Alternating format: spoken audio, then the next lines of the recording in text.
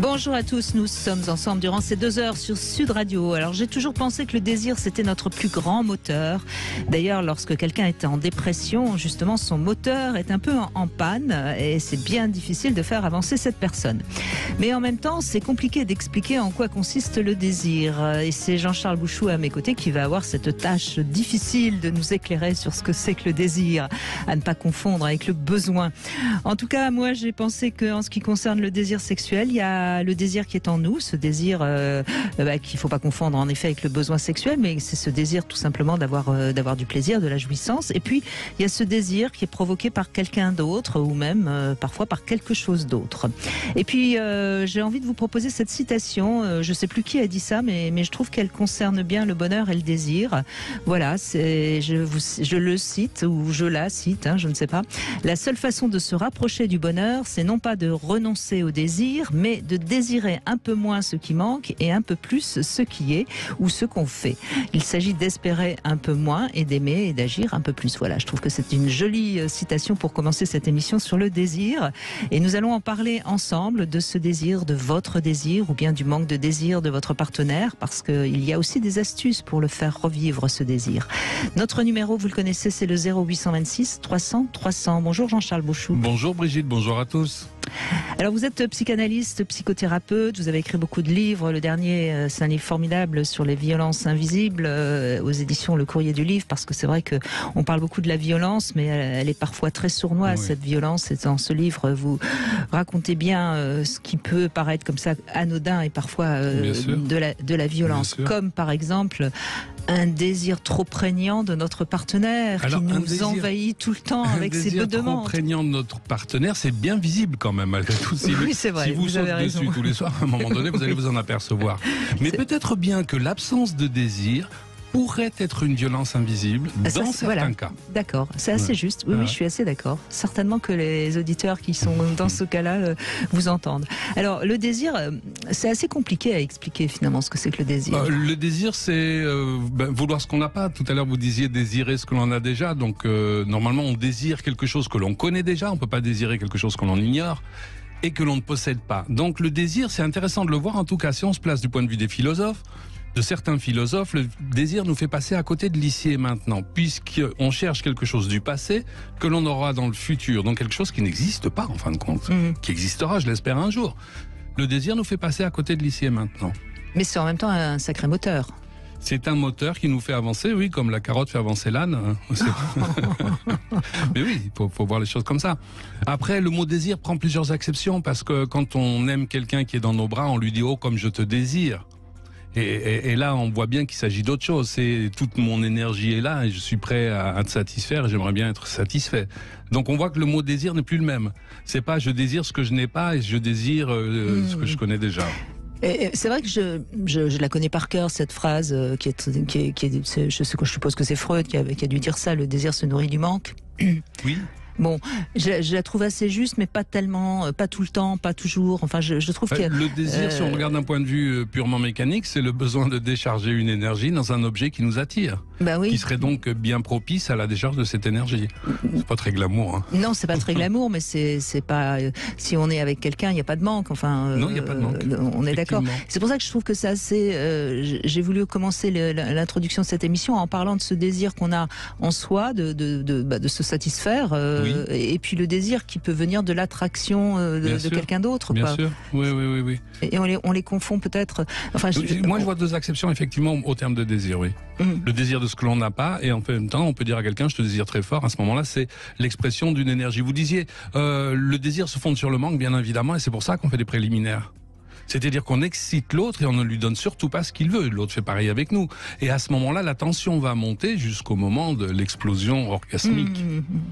Et d'ailleurs, on peut jouer avec le désir le matin en l'appelant ou en ayant en faisant quelque chose qui va susciter son désir. Bien sûr, oui, en lui faisant plaisir, en lui disant je suis là. Mais il y a toujours cette petite excitation à laquelle on ne répond pas, qu'on appelle préliminaire, qui est bien intéressante, c'est faire monter l'énergie, faire monter la tension justement, parce que le bel orgasme, à mon avis, va se produire du fait de la tension.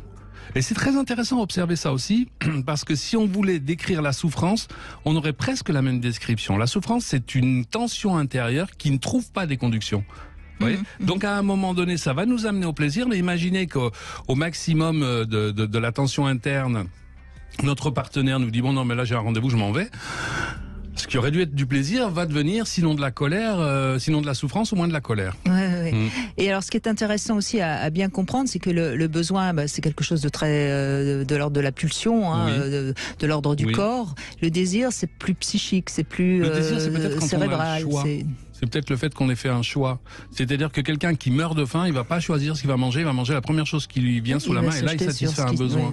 Alors que nous, a priori, on manque rarement de manger, donc on va choisir plutôt ceci que cela. Et c'est ça le désir. Le désir, c'est le besoin avec la possibilité de choisir. Je crois qu'on a déjà bien éclairé ceux qui nous écoutent sur le désir. Voilà.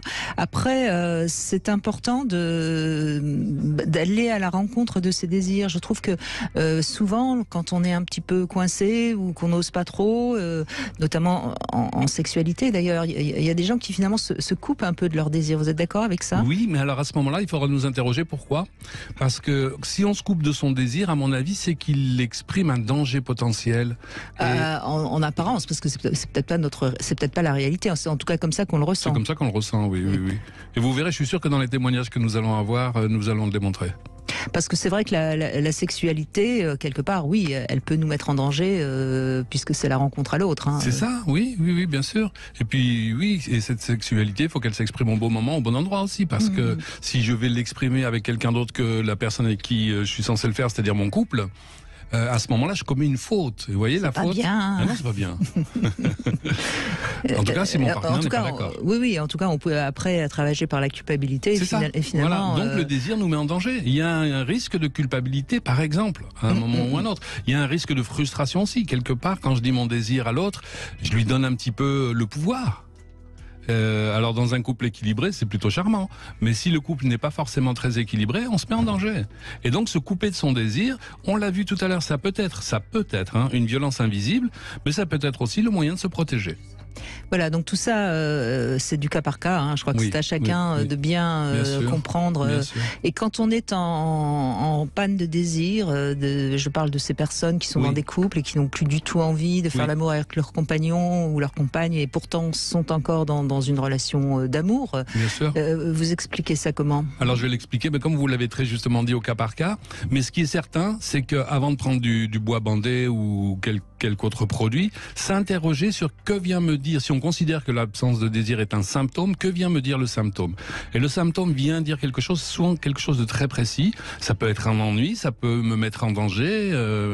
Pourquoi est-ce que vous êtes sans désir? Oui, ça peut être un règlement de compte. Ça peut être, oui, donc on revient sur la violence invisible, bien sûr. Ouais, t'as pas été gentil, donc t'auras pas. Donc je n'ai plus envie de toi, voilà. Ou ça peut être après une infidélité, Ah oui, là c'est encore plus compliqué, Oui, donc c'est important en tout cas de se questionner d'abord soi-même. Interrogeons-nous, pourquoi le symptôme? Qu'est-ce qu'il est venu me dire? Il est forcément venu me dire quelque chose, et quand on l'aura compris, après, on pourra prendre des vitamines. Mais d'abord comprendre le symptôme. Et alors la question qui peut se poser aussi, il y a des personnes qui n'ont pas de désir ou pratiquement n'ont jamais eu de désir. Alors là, c'est quoi? C'est leur nature. Vous pensez qu'il y a des gens comme ça qui sont sexuellement sans désir? Je suis mu par une énergie et cette énergie, à un moment donné, elle va vouloir se dépenser. Alors quand j'ai faim, je mange. Quand j'ai soif, je bois. Mais il reste toujours de cette énergie que Freud appelait la libido. Et la libido, elle va s'investir quelque part. Si l'autre me fait peur, effectivement, elle peut ne pas s'investir dans la sexualité, mais elle peut s'investir ailleurs. Moi, j'ai remarqué par exemple que lorsque j'écris, quand je suis en veine d'écriture, j'ai beaucoup moins de désir sexuel. Voilà où passe mon énergie. Sublimation de l'énergie, de la libido. Et puis, il y a aussi parfois des inhibitions d'ordre culturel ou éducationnel, ou évidemment des viols ou des abus sexuels qui peuvent avoir coupé le désir. Oui, bien sûr. Et on en revient pour la première partie à l'aspect culturel. Dans la culture, le désir n'est pas toujours bien vu. En tout cas, pas en dehors des liens sacrés du mariage. Eh ben, je crois qu'on a déjà bien, j'allais dire, défloré le sujet. Ça correspondrait assez bien avec le sujet d'aujourd'hui. On va vous donner la parole. C'est Sophie qui revient avec nous pour commencer sur le désir et on la retrouve dans un instant. C'est avec Jean-Charles Bouchot que nous essayons de mieux comprendre de quoi on parle quand on parle du désir. Bonjour Sophie. Bonjour Brigitte, bonjour Charles. Bonjour Sophie. Merci de m'accueillir. Alors jusqu'à présent, vous aviez plutôt une sexualité assez épanouissante avec votre partenaire, et puis là, visiblement, ça va moins bien. Hein. Oui, ça fait quelques mois qu'il ne se passe plus rien. C'est comme si on était des très bons potes. Voilà, rien de plus. Et vous avez une explication ou pas du tout? Alors oui, pendant un certain temps, il a été très sollicitant, évidemment, c'était quasi tous les jours. Et puis en novembre, j'ai eu quelques petits problèmes de santé où je ressentais vraiment de la douleur lors de nos rapports. Je ne savais pas trop encore ce qui se passait et donc bim, en décembre, mauvaise nouvelle. Donc des fibromes, une endométriose, enfin plein de choses quoi. Et une petite tumeur bénigne, mais ceci dit, voilà, il fallait soigner tout ça. Donc mon utérus était en souffrance et donc voilà. Donc à ce moment-là, il s'est posé la question. Enfin, bon, je lui ai dit que de toute façon, au niveau rapport, c'est compliqué. Mais je lui ai dit, t'inquiète, je m'occuperai de toi, voilà. Et en fait, ça l'a complètement figé, ça l'a complètement bloqué. Et donc, j'ai pas forcément tenu mes promesses non plus. Il a eu peur pour vous par rapport à votre problème de santé? Non, puisque c'est une récidive et du coup, voilà. C'est pas une réponse que vous nous donnez, Sophie. Il peut avoir eu peur que vous ayez quelque chose de grave. C'est pas le genre en apparence, en tout cas. Oui, en apparence. Oui, puis il pourrait avoir peur de vous faire du mal aussi après l'opération que vous avez subie. Est-ce que vous en avez parlé avec lui? Oui, j'en ai parlé avec lui. Bon, c'est vrai que là, les douleurs sont pas encore atténuées. Mais pour le coup, quand j'essaye de faire quelque chose ou d'aller vers lui, c'est très compliqué, quoi. Enfin, voilà. Et j'ai pas de retour, quoi. Il se laisse complètement aller. C'était quelqu'un qui prenait énormément soin de lui. Et voilà. Enfin... Moi, ce que j'entends bien, hein, Sophie, comment ça vous met en peine et comment vous supportez mal la manière dont il réagit. Mais la manière dont il réagit laisse à penser quand même qu'il ne va pas bien et que quelque part, ce qui vous est arrivé a des répercussions importantes sur ça a sur sûrement lui. réveillé quelque chose chez lui et c'est presque avec lui qu'il faudrait parler, oui. Mais au départ de ce qui vous arrive, on pourrait dire la nature est bien faite. Vous ne pouvez pas avoir de rapport sexuel du fait de vos opérations et à partir de là, sa machine s'arrête. Ça tombe bien au début. Maintenant, l'idée, c'est d'arriver à la redémarrer, si j'ai bien compris. Oui, l'idée, c'est quand même de garder une relation où on est des contacts, quoi. Oui, de l'intimité, de la tendresse. Ouais, de l'intimité. Ça a dû réveiller quelque chose chez lui, une peur. C'est vraiment le sentiment que ça donne, hein. Soit peur pour vous, peur de vous perdre ou peur de vous faire du mal, vous voyez, quelque chose comme ça. Et peut-être autre chose. Est-ce que dans son histoire, il a perdu quelqu'un lorsqu'il était jeune? Alors, pas jeune, mais bon, c'était très conflictuel avec ses parents et il a perdu ses deux parents à 3 ans d'intervalle, là. C'était vraiment très tendu entre eux, quoi. Ils ne se parlaient plus. Et ils sont morts de quoi? Alors, mon beau-père d'une leucémie et ma belle-mère est devenue démente. D'accord. C'est quand même déjà une sacrée épreuve. Hein. Et vous, là, vous traversez quand même quelque chose d'assez important. Hein. Une hystérectomie, c'est quand même pas rien. C'est symboliquement quand même quelque chose d'important. Et j'ai peut-être aussi l'impression, vu la manière dont vous racontez les choses, Sophie, que vous lui en voulez un petit peu. Et de ce fait-là, vous devez aussi peut-être, vis-à-vis de lui, avoir une réaction un tout petit peu agressive qui fait qu'il se renferme peut-être encore plus dans sa coquille. Non, je pense pas. J'ai commencé par une embolisation qui n'a pas fonctionné. Et puis bon, on pensait que ce serait réglé rapidement. Et du coup, je devais en prendre pour 4 semaines et bon, j'en ai pris pour 6. Enfin, j'en ai pris pour 6 de plus puisque à la suite, il y a eu une hystérectomie donc, qui n'était pas du tout... Enfin, on n'avait pas prévu ce facteur-là. Et donc, le souci, ce qu'il me reproche, c'est qu'il me dit « Oui, t'as pas fait ce que tu m'avais dit. » Donc en fait, maintenant, moi, je suis retombée, j'ai plus envie, quoi. Voilà, clairement. C'est-à-dire, vous n'êtes pas occupé de lui, c'est ça, quand vous ne pouviez pas faire l'amour? C'est ça. Ouais, mais bon, il peut peut-être comprendre que vous n'aviez pas spécialement envie non plus, entre ce qu'on dit, et puis après, vous n'aviez pas le désir, justement, de... Non, pas du tout. Enfin, pas du tout. C'est surtout que j'étais focus sur, Bien sûr, bien sûr. sur ce qui allait se passer. Et puis bon, j'étais très douloureuse, donc je veux dire, j'avais plus du tout envie de faire quoi que ce soit, quoi. Enfin, Vous aviez plutôt envie de tendresse que de oui. Alors après, il y a tout un côté où je suis hyper gâtée, quoi. Je veux dire, j'ai des petits cadeaux. Je veux dire, voilà, je sais qu'il y a de l'amour, mais voilà, c'est... je crois que là, vous avez besoin de vous faire aider tous les deux pour pouvoir nettoyer un peu tout ce qui n'a pas été dit. Ouais, on a l'impression d'une régression infantile. Chez lui, il se positionne en enfant. Il aurait aimé que vous vous occupiez de lui. Et vous n'avez pas pris cette place, ce qu'on comprend très bien, vu que vous aviez d'autres préoccupations. Et donc, c'est comme un enfant qui boude, peut-être quelque part. Et ça correspondrait un petit peu au fait qu'il a perdu ses parents aussi peu de temps avant. Donc, il y a une régression, là. Ce serait bien qu'il aille faire un petit travail. Est-ce qu'il serait d'accord? C'est quelqu'un de très renfermé, de rancunier quand même. Si vraiment il se passe quelque chose, il est toujours dans la rancœur. Et il lui faut un certain temps pour pouvoir passer à autre chose. Il va rester vraiment focus sur ça pendant des mois. Une petite broutille du jour, quelque chose qui lui déplaît au quotidien, j'en ai pour 3-4 jours, quoi. Vous voyez, c'est un petit peu... Oui, c'est une manière de vous agresser un petit peu sans pouvoir dire les choses. La bouderie, c'est aussi une violence invisible d'ailleurs. Oui, enfin, c'est une pas violence. Si invisible d'ailleurs. En tout cas, c'est une violence, c'est certain, ouais. Le retrait. Mais est-ce que vous pourriez envisager de faire un voyage ensemble, lui proposer ça, partir en voyage, en vacances quelque part? C'est pas renaître, il faut qu'il y ait quelque chose de l'ordre de la renaissance. Oui, c'est prévu. Alors bon, je lui ai proposé, c'était son anniversaire il n'y a pas très longtemps, et donc je lui ai proposé de venir un petit peu avec moi sur mon nouveau travail dans le Gers qui va commencer, pour visiter là où je vais bosser. Et puis bon, en fait, du coup, il y a un spa, il y a pas mal de choses qui pourraient être intéressantes.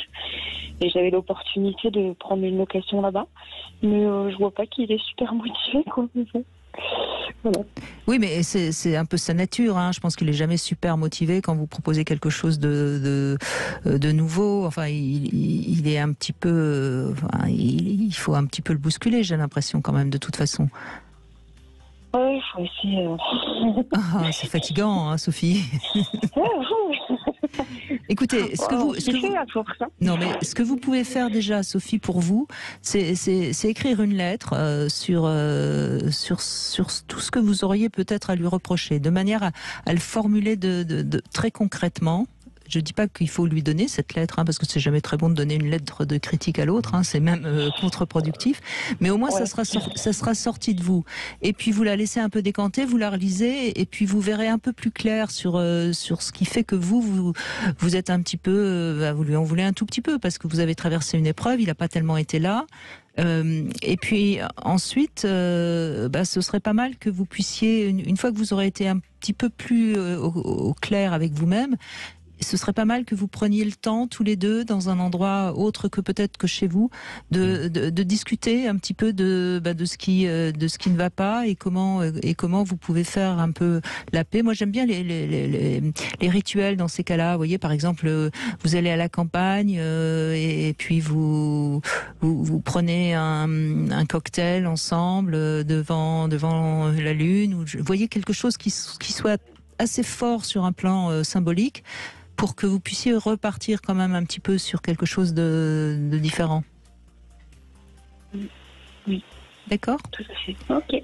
Et puis, prenez-lui simplement la main de temps en temps. Vous savez, parfois, rien que ce geste-là, ça recrée du lien, du lien tendre. Il y a une chose aussi très importante dont j'ai omis de vous parler. C'est qu'en fait, l'an dernier, au mois de mai, on avait pris un petit bulldog qui était âgé à peine d'un mois, de presque un an, pardon. Et donc, ça faisait presque un an qu'on l'avait. Et en fait, je suis partie le balader sur une journée. Je me suis arrêtée chez des amis qui avaient un petit jardin. Et puis, en fait, j'ai pas vu que autour du muret, il y avait un trou où on pouvait passer. Et en fait, comme il était un peu foufou, il est passé et il s'est fait tamponner par une voiture. Et en fait, j'ai commencé à rencontrer des problèmes avec lui à partir de là. Il me fait vraiment porter la culpabilité. C'est de ma faute aussi, la perte de Écoutez, cet animal. vous l'avez pas fait exprès, donc la culpabilité n'a pas Non. de sens, Non. parce que vous avez certainement été encore plus malheureuse que lui, puisque justement vous vous êtes sentie coupable.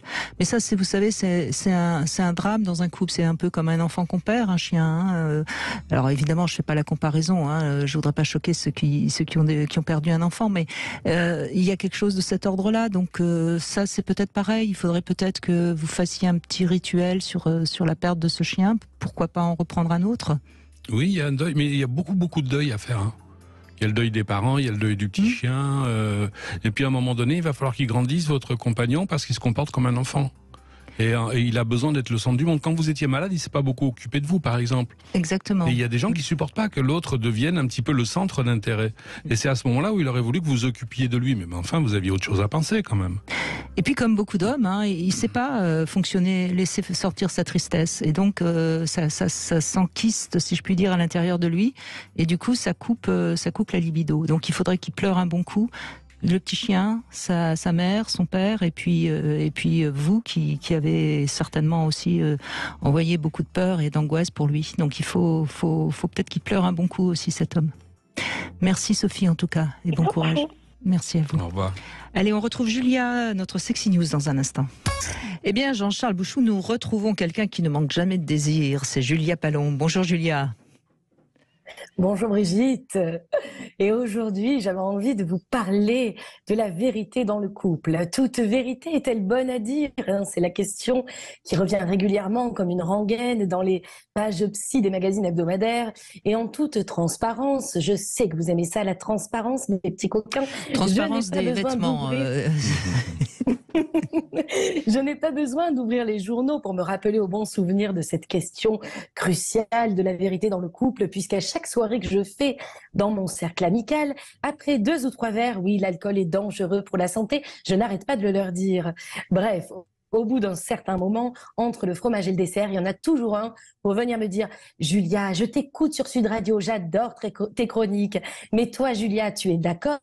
On ne peut pas tout se dire. » Alors c'est le moment que je choisis pour m'éclipser au petit coin, comme disait ma grand-mère, même si plus personne ne dit ça aujourd'hui, en hochant affirmativement de la tête. Je vais parfois jusqu'à lever le poing « Liberté » en m'éloignant sur le bout de mes talons aiguilles. Ah, bien entendu que toute vérité n'est pas bonne à dire. Il suffit d'avoir un jour confié à son partenaire les secrets baisers échangés avec son meilleur ami pour savoir qu'il y a des choses qu'il vaut mieux garder pour soi. Gardons notre mystère, camarades. Mais la vraie question est, en êtes-vous capable? Rongé par la culpabilité, je vous vois venir, les égoïstes en chef. Vous préféreriez soulager votre conscience vite fait bien fait, plutôt que vous poser la question des conséquences de vos aveux. Pourtant, je vous assure, sur ce coup-là, je vous conseille de faire tourner votre langue plusieurs fois, non pas dans la bouche du meilleur ami, non, dans la vôtre de bouche. Si vous voulez ne pas voir partir en fumée, eh bien, votre couple. Hein. Vous voulez avoir le droit de vivre votre vie en toute liberté et d'avoir votre jardin secret, soit je vous suis à 100%. Mais dans ce cas, tout droit se conjugue avec un devoir. Et oui, vous avez le devoir de gérer ça en adulte, sans vous démonter dans tous les sens du terme, hein, sans venir pleurer, sans oser faire, peser toute l'aventure que vous avez dans votre couple. Un peu de maturité, c'est mon conseil du jour. Hein. Vous pourrez peut-être avoir le beurre et le cul du pâtissier, mais concernant l'argent du beurre, c'est non négociable, il va falloir payer. Comme disait un homme de grande sagesse que j'ai connu, un jour ou l'autre, il faut payer le taxi. Rien n'est sans conséquence en ce bas monde. Et si vous avez un doute, je vous conseille de faire un tour dans la chapelle Sixtine à Rome, ville éternelle, d'où je vous écris cette chronique aujourd'hui, et venir observer la scène. Vous n'êtes pas dans la chapelle, rassurez-moi Julia, on ne vous a pas laissé rentrer dans la chapelle. On m'a laissé rentrer dans la chapelle, mais je ne fais pas ce direct depuis la chapelle. Et j'ai mis une robe longue, etc. Hein. J'ai fait ma bonne petite romaine. Enfin, en tout cas, c'est magnifique. Et quand on observe le giudizio, donc la scène du jugement dernier, là, on n'a plus aucun doute. Un jour, il va falloir payer le taxi. Mais alors, où commence la vérité? Où commence le mensonge, hein? Albert Camus disait, la vérité est à construire, comme l'amour, comme l'intelligence.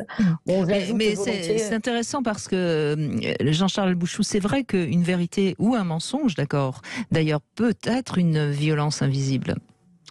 Là, ce sera une violence bien visible. Oui, effectivement, si je dis à mon partenaire que j'ai embrassé sa meilleure copine ou son meilleur copain, c'est lui lancer un scud, oui. Ouais, c'est une violence. Mais ne rien dire, c'est peut-être une violence invisible. Là, ce serait une violence invisible, oui, parce que moi, je suis persuadé que l'on sait, mais on ne sait pas toujours que l'on sait.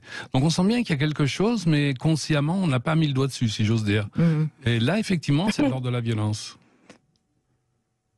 Mais il y a aussi quand même, est-ce que vous êtes d'accord quand on rencontre quelqu'un, évidemment il trimballe une part de mystère qui est encore assez importante et qui permet que l'on aille fantasmer sur toutes ces choses qu'on ne connaît pas. Et finalement, à force de vouloir tout se dire en toute transparence, on perd tout simplement. Mais je pense, sincèrement, Julia, je pense que Jean-Charles Bouchou sera d'accord avec moi, je pense qu'on se raconte des histoires en croyant qu'on est transparent et qu'on dit tout. C'est pas vrai. On est sans arrêt en train de dissimuler, de se montrer sous un meilleur jour, de se mentir, de mentir. Encore une fois, dire à son partenaire qu'on l'a trompé, ça peut être une vengeance ou un acte sadique. Hein, oui, bien sûr, mais je veux dire, quand on rencontre quelqu'un qu'on ne connaît pas et qu'on est dans une sorte de relation de séduction au départ, obligatoirement, on ment. Enfin, je veux dire, on ment, on dissimule. Pas tant que ça. Quand même. On met un corset. On n'est pas aussi cash qu'on peut l'être avec son ami. Qu'est-ce qu'on aurait tellement à cacher, enfin. Oui, bien sûr, mais enfin, je veux dire, on n'est pas. Bien sûr qu'on ne va pas aller lui raconter qu'on a été avec quelqu'un avec qui on a fait des galipettes et lui donner le détail. Donc, bien sûr qu'on garde un quant à soi, on garde un jardin secret. Mais en même temps, qu'est-ce qu'on pourrait bien cacher, quoi. En tout cas, être vrai, peut-être ça commence déjà évidemment avec soi, et être vrai aujourd'hui en 2023, à l'heure des faux seins, des faux culs, des faux visages créés par les filtres photographiques comme du présent, à l'heure des faux steaks hachés et des faux poulets pour les accro-écolos, des faux héros et des fausses vierges, être vrai avec soi, c'est clair, c'est un défi, je veux bien le concéder. Mais si cela peut nous rendre la vie plus douce, plus belle, d'essayer d'être vrai avec soi, moi je crois peut-être que ça vaut le coup. En tout cas, il ne tient qu'à nous d'être vrai, même si pour en arriver là, effectivement, on va omettre volontairement de dire certaines vérités sur le bord de la route. Mais voilà, peut-être être vrai ne veut pas tout se dire. Accompagner sa propre vérité, je crois que c'est oser s'aventurer sur les chemins inconnus, affiner au fur et à mesure de la grande aventure, affiner ses goûts, ses envies. Et peut-être c'est humain de se tromper de route, de déraper, de caler et de repartir sur les chapeaux de roue. C'est ok de tomber en panne, de changer de voiture en cours de route, d'en louer une pour la journée ou de garder la même caisse pour la vie entière sans jamais monter dans une autre voiture. En fait, c'est à chacun, évidemment, c'est à nous de décider, de nous accorder avec nos propres désirs de vitesse, de style, de carrosserie, évidemment. Mais une chose est sûre, nous ne pouvons pas obliger notre partenaire à rester assis sagement sur la banquette arrière. Bah non, notre partenaire a, lui aussi, droit à sa liberté, ne serait-ce que dans l'imaginaire. La nuit, personne ne peut nous empêcher de rouler à fond sur la route 66 au volant d'une Rolls cabriolet bien accompagnée. Et si le fantasme influençait la réalité plutôt que l'inverse? Allez, bonne route les amis et à la semaine prochaine. Merci Julia Palon. On vous retrouve évidemment tous les samedis dans votre spectacle Fantasy au Théâtre Montmartre-Galabru à 21h30. Merci beaucoup. On continue avec Fabienne qui est avec nous et qui va répondre à 3 questions intimes et puis ensuite vous pourrez en poser une à Jean-Charles Bouchou. Fabienne, est-ce que justement vous avez du désir, que vous metteriez quelle note à votre libido de 1 à 10 ? 9. Ça va, ça déborde bien. Ça déborde bien. Eh bien, justement, deuxième question. Est-ce que vous aimez faire le premier pas avec les hommes ? Ou est-ce que vous préférez que ce soit eux qui viennent vers vous ? Oui, ça arrive, oui. Alors, comment vous faites ? Vous rencontrez un homme, il vous plaît et vous lui dites ? Je lui montre, voilà. J'essaie de charmer. Vous lui montrez ? Qu'est-ce que vous lui montrez ? Il y a des petits sourires, il y a des gestes. Voilà, je pense que... Alors, il y a un petit truc qui marche bien, que je peux conseiller aux femmes qui n'osent peut-être pas toujours, et vous me direz, Jean-Charles Bouchou, si ça marcherait, quand on a un homme avec qui on est bien et qu'on sent qu'on pourrait faire un petit peu plus, je trouve que ce qui marche pas mal, c'est avec sa main, c'est de lui prendre simplement la main. Bien sûr, oui. Parce que c'est pas un geste trop sexuel, hein. Non, mais c'est très intime. Mais c'est assez intime, et puis Bien finalement, sûr. ça permet déjà de voir si le toucher correspond. Je trouve que c'est un petit truc que je donne aux femmes qui nous écoutent, qui marche très C'est très un bien. échange énergétique très intéressant. Voilà, c'était le petit conseil du jour. Voilà, Fabienne, vous faites ça? Merci. Non, vous faites pas ça? Si, ça peut arriver, oui. Et ça marche bien, hein? Vous avez quand on est un peu face à face, en train de boire un verre, pourquoi pas rapprocher un petit peu sa main et... Ah, mais carrément lui prendre la main. Oui, je vous assure, ça marche bien. Pas d'une manière comme ça, possessive, excessive, mais juste prendre la main pour histoire comme ça. Oui. Alors, sans aller jusqu'à lui dire qu'on va lui lire les lignes de la main, hein. Soyons pas faux cul. Faut pas exagérer. Faut être trop lourde. Et dernière question, vous préférez les grands, les gros pénis ou les petits mignons et fins? Ni l'un ni l'autre, le juste milieu. Ah, le juste milieu. D'accord. C'est bien. Tiens, c'est marrant parce que souvent on me répond l'un ou l'autre, mais vous avez raison. Non, parce que je vous avais déjà appelé pour un problème de très gros pénis. Ah, d'accord. Vous avez de l'expérience. Oui. Oui. Trop c'est trop. Hein. Voilà, trop c'est trop. Faut pas exagérer. Eh bien, je vous laisse poser une question à Jean-Charles Bouchou. Il vous écoute, Fabienne. Oui, bonjour Jean-Charles. Est-ce que vous auriez une solution pour un compagnon qui a tendance à faire un peu des suppositions ou des interprétations des phrases que je lui dis? Ouais, c'est-à-dire qu'il vous devance. Non, des fois il invente des choses en fait. Ouais, je comprends bien. Je dis... Par exemple, la dernière phrase que j'ai dit, c'était parce que bon, il habite un peu loin de chez moi. Je lui dis le week-end prochain, ça va me faire beaucoup le voyage. Après, je repars mercredi. Et tout de suite, il a cru que je voulais pas aller le voir, que je l'aimais plus. J'ai jamais dit ça. Et vous, qu'est-ce que vous aviez derrière la tête en lui disant ça? Eh bien, j'avais rien derrière la tête, sauf que j'avais commencé à regarder les billets de train pour aller le rejoindre. Et puis après, j'ai des amis qui sont arrivés, donc j'ai pas eu le temps de terminer.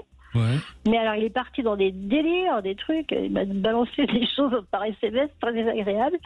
Donc, on vient d'avoir une discussion, il y a 30 minutes exactement, je peux vous le dire. Et j'ai essayé de dire, c'est pas du tout ce que je voulais dire, donc ça s'est calmé, mais c'était pas très agréable. Et j'ai remarqué que c'est souvent qu'il a tendance un peu à...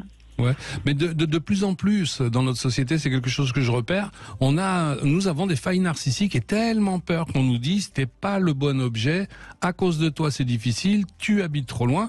Hier, tout simplement, je suis rentré chez un commerçant, j'avais besoin d'un produit, j'ai eu le sentiment que le commerçant cherchait, je lui ai dit regardez c'est là. Et la personne, c'est une dame, elle s'est retournée en me disant mais je sais où c'est, c'est mon métier quand même. Wow. Calmez-vous.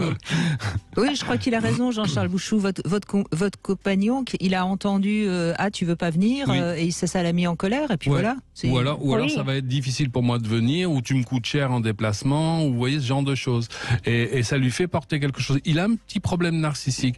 Alors vous pouvez essayer de le rassurer, mais en même temps c'est pas forcément à vous à pallier à sa faille narcissique. Ça serait peut-être à lui à faire un petit travail pour tenter d'aller mieux, parce que c'est pas agréable non plus, j'imagine, pour celui qui fait la réflexion. Non, c'est pas très agréable en effet. Après, j'ai pris ça au départ un peu pour de la jalousie. Non, je pense que c'est plus... il voudrait que vous soyez à sa disposition. Je pense que c'est plus ça que de la jalousie. Vous voyez? Parce qu'en fait, comme je pars le mercredi suivant, il me dit oui, tu aurais pu me proposer de venir avec toi, mais il suffit de le dire. Oui, c'est ça, mais je suis d'accord avec vous. Je suis d'accord avec vous. Il y a beaucoup de personnes comme ça qui n'exposent pas leurs désirs et qui ensuite nous reprochent de ne pas y avoir satisfait. Voilà. Ouais, moi, je pensais que tu avais des problèmes d'argent en ce moment, c'était compliqué de partir. Et puis là. Vous savez, on en revient à la même chose que j'ai dit pour le premier témoignage. Il faut que nous soyons adultes et son attitude, elle n'est pas adulte. Un adulte dit j'ai envie de venir, est-ce que tu es d'accord? Et le problème, il est résolu, c'est ce que je pensais en écoutant d'ailleurs. Je me suis dit, tiens, ça correspond pas mal. C'est ça. Parce que quand j'expose mon désir, de nouveau, puis ça répond même au thème de la mission, quand j'expose mon désir, je me mets en danger. Quel danger? Le danger qu'on me dise non. Et il y a des gens qui ne le supportent pas. Alors à ce moment-là, ils n'exposent jamais leur désir. Et si vous n'y répondez pas, ils vont vous dire, t'aurais pu quand même. Donc du coup, après, c'est moi la méchante. Oui. Je suis ceci, je suis cela. Vraiment, ça a été très désagréable, tous ces messages que j'ai reçus là. T'as qu'à aller trouver quelqu'un d'autre, je suis pas l'homme qu'il te faut, et gna gna gna, alors que hors de question. Mais là, il dit c'est peur. Quand il parle comme ça, il dit c'est peur. Donc on va pas parler de parano parce que ce serait un peu fort, mais on n'en est pas très Moi loin. aussi, je vais Il est très partir en susceptible. voyage, je vais partir, je vais me mettre la tête à l'envers, je vais picoler, prendre de la drogue, et À cause même de si toi. je dois mourir. Et là, il vous menace, oui. Ouais. Non, non, mais il faut pas vous laisser faire, Fabienne. Non. J'aime pas trop ces menaces, oui. Ouais. À cause de toi, je vais me droguer. Waouh. Je veux bien être gentille, mais comme moi je suis à fond dans arrêtez le d'être yoga, la gentille. méditation, on me dit oui, tes trucs de merde, là. Bon, Remarquez, il ferait bien d'en faire un peu. Hein. c'est ce que je pense aussi. C'est lui faire écouter l'émission. Ce sera peut-être un petit peu trop, mais je pense qu'il Ça va faut. faire trop. Je pense qu'il faut pas, enfin, garder vos limites, hein, Fabienne. Oui, parce que c'est blessant de recevoir tous ces messages. Ouais. Là. Il s'excuse. Tu vas crever avant moi, malgré que tu fais de la non. méditation, machin. Non, mais là, ça dépasse les bornes quand même. Ah bah oui, c'est ce que je pense. Mais d'après lui, non. C'est parce qu'il était énervé. Je l'avais énervé. J'avais été cruelle. Et il s'excuse après. Là, aujourd'hui, oui. Bon. Aujourd'hui. Pourquoi? Quelle différence avec d'habitude? Ça fait 2 jours là que ça dure quand même.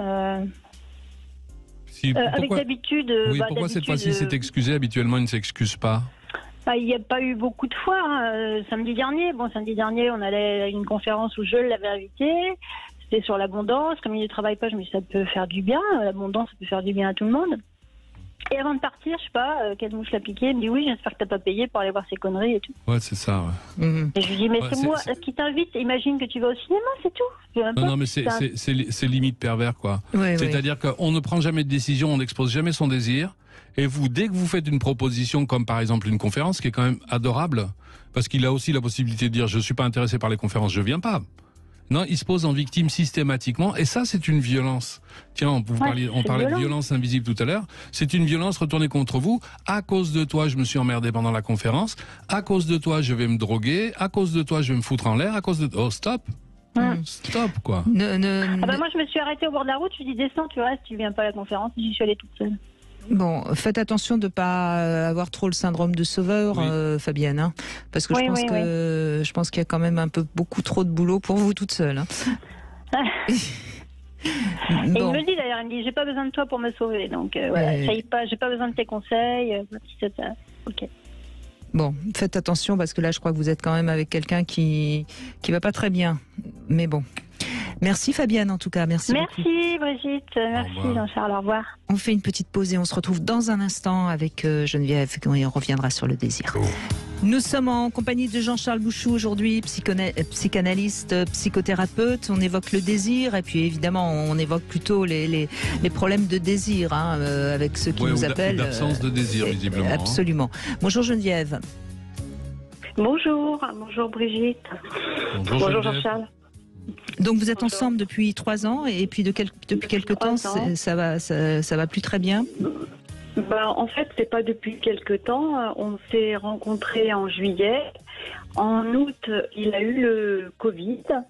Après il y a eu une période où c'était vraiment super, la sexualité vraiment super. Et puis on va dire depuis 2 ans il y a presque rien. On en parle, hein, j'en parle avec lui. Mais il y a pratiquement rien et il dit qu'il m'aime, moi aussi je l'aime, on a beaucoup de points communs, beaucoup d'échanges là-dessus, mais pratiquement rien. Donc parfois ça me rend triste, puis parfois je me dis c'est comme ça, c'est possible une histoire d'amour sans peut-être. Oui, bien sûr, mais il faut essayer de comprendre parce que il est peut-être un peu dépressif. Il y a peut-être quelque chose qui expliquerait que tout d'un coup il n'y a plus de désir.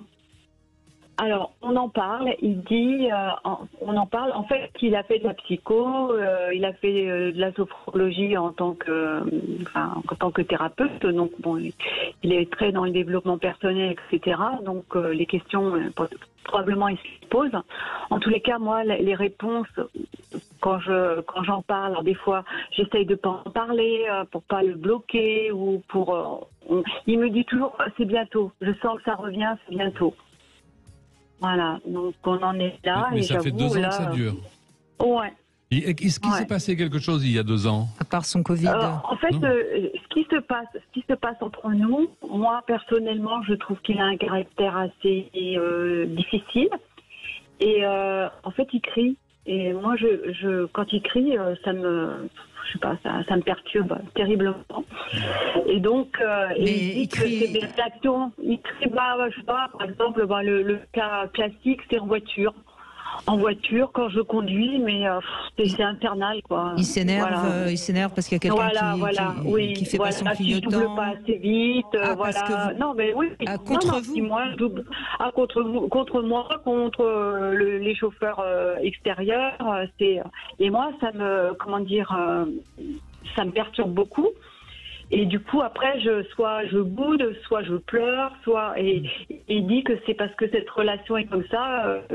Alors, Geneviève, il y a énormément de femmes, quand elles entendent un homme crier, qui se sentent en danger et qui n'aiment et qui donc sont mal à l'aise et ont peur. Donc ça, c'est quelque chose que vous ressentez. Vous n'y pouvez rien. Encore une fois, ce qu'on ressent, c'est pas la vérité, mais c'est notre vérité. Et donc, il faut l'accepter et il faut que l'autre puisse l'entendre. Oui, puis c'est quand même surprenant de la part de quelqu'un qui est presque thérapeute, si j'ai bien compris, en tout cas qui travaille beaucoup sur son développement personnel, de dire c'est notre relation, elle est comme ça, c'est comme ça. Ouais. À un moment donné, ça veut dire c'est pas la peine de chercher à grandir, on grandira pas. Après, on discute beaucoup on en discute, hein. Ouais. On en discute. Il est très très tendre. C'est un homme très très gentil, très tendre, sauf quand il a ses crises là. Mais voilà, j'avoue là, je suis un peu. Alors il veut pas aller voir de sexologue parce qu'il sait comment ça va se passer. Il veut pas aller voir de psychologue parce qu'il sait comment ça va se passer. Il sait tout. Oui, non, mais attendez, ça c'est de la triche. C'est de la triche. Quand vous allez voir un thérapeute, vous amenez, c'est l'auberge espagnole, vous amenez ce que vous amenez. Bien sûr qu'on croit savoir ce qui va se passer, mais c'est vous qui amenez la chose, c'est pas le thérapeute qui décide, c'est comme ci ou c'est comme ça, enfin j'espère bien en tout cas. Donc comment est-ce qu'on peut savoir comment ça va se passer? L'idée c'est de faire parler son inconscient et d'entendre ce qu'il a à dire. Où est-ce qu'il a un blocage? Qu'est-ce qui marche pas? Il est très gentil, oui, pas tellement, hein. Ce que vous dites c'est de la violence quand même, hein. Parce qu'à ce moment-là, vous auriez peut-être intérêt à lui dire, moi je monte plus en voiture avec toi. En général, j'évite. Non, mais il faut le verbaliser. Le moins possible. Oui. Il faut le verbaliser. Vous lui dites, je ne monte plus en voiture avec toi. Et la prochaine fois où vous devez aller quelque part, prenez chacun votre voiture. Ça va l'agacer encore plus. En tout cas, il faut marquer le coup chaque fois qu'il s'énerve pour des choses qui n'ont pas d'importance.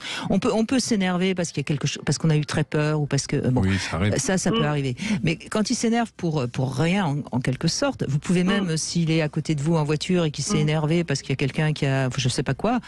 La première possibilité, vous vous garez et vous lui dites tiens, prends le volant. Ah oui, mais quand il conduit, il conduit pas, je trouve qu'il conduit pas très bien. Vous avez peur Non, mais c'est certain. Mais lui, il doit avoir peur en voiture aussi. Je regarde pas. Je ferme les yeux, je regarde pas. Mais bon, la voiture, c'est une chose, mais c'est pour beaucoup de choses, quoi. Il faudrait, vous savez, l'argotage. Il faudrait. Alors, je suis. Oui, mais voyez, Geneviève, c'est encore une fois la même histoire. C'est entre ce qu'il dit et ce qu'il est, il y a un grand écart. Il y a tout l'océan Atlantique. Et c'est ça qui pose encore une fois problème, parce que à partir du moment où il prétend qu'il a fait du développement personnel, qu'il est thérapeute, sophrologie, etc., donc il sait mieux que vous. Et mieux que les thérapeutes. Et mieux que les thérapeutes. Et donc, si vous voulez, il a fermé la possibilité d'évoluer, il a fermé la possibilité de communiquer. Et c'est ça qui va pas, parce que comment vous pouvez communiquer avec quelqu'un qui de toute façon sait tout et c'est mieux que vous? Là, je vais demander d'écouter la radio. Hein. Soit il accepte de faire tomber le masque et puis de montrer sa vulnérabilité, parce que ça c'est forcément une protection contre sa fragilité, parce que c'est même de la fragilité en l'occurrence. Soit il accepte, soit je vois pas comment vous pouvez vous en sortir. Apparemment, il n'en a pas envie, puisqu'il dit qu'il veut pas aller voir de thérapeute, donc il dénie pas le problème, il dénie la capacité du thérapeute de l'aider à sortir du problème. Mais là, il s'est blindé, mais vous pouvez rien faire. Vous allez vous casser les ongles contre sa cuirasse. Oui, vous comprenez ? Donc là, oui, je suis d'accord. Oui. Donc là, il faut que vous preniez une position complètement de fuite. Chaque fois qu'il a un comportement qui ne vous convient pas, il faut aller ailleurs, pour qu'il se retrouve face à sa cuirasse, et à ce moment-là, peut-être il pourra la laisser tomber. Mais sinon, sinon il bougera pas. Il a tout pour ne pas bouger. Bon courage, Geneviève. Hein. Alors, la petite devinette du jour, tiens, ça va faire plaisir à Julia Palombe. Qu'est-ce qui permet d'être dans l'autosatisfaction ? La réponse après les infos. Et nous parlons du désir aujourd'hui avec Jean-Charles Bouchou. À ce sujet, je voulais évoquer le livre d'une amie, Evelyne Tress, qui vient de sortir. C'est un roman, ça s'appelle « Je veux peindre et aimer ». C'est aux éditions Glyph. Alors, il est sorti, c'est l'histoire d'une jeune femme qui justement parle de son désir. Voilà, donc ça s'appelle « Je veux peindre et aimer ». Et c'est un joli roman que vous pourriez éventuellement lire si vous avez envie de comprendre le désir féminin. Et puis, la réponse à ma devinette, qu'est-ce qui permet d'être dans l'autosatisfaction ? Ah, je n'en ai aucune idée, mais je brûle de le savoir. C'est quand on a une belle voiture. Quand on a une belle voiture, on est content parce qu'on a une belle voiture et on est dans l'autosatisfaction. Ah, l'autosatisfaction, j'avais même pas compris. Oui. Écoutez, faut écouter un peu Jean-Charles Bouchou. Vous m'avez pas écouté, c'est pour ça. Bonjour Enola.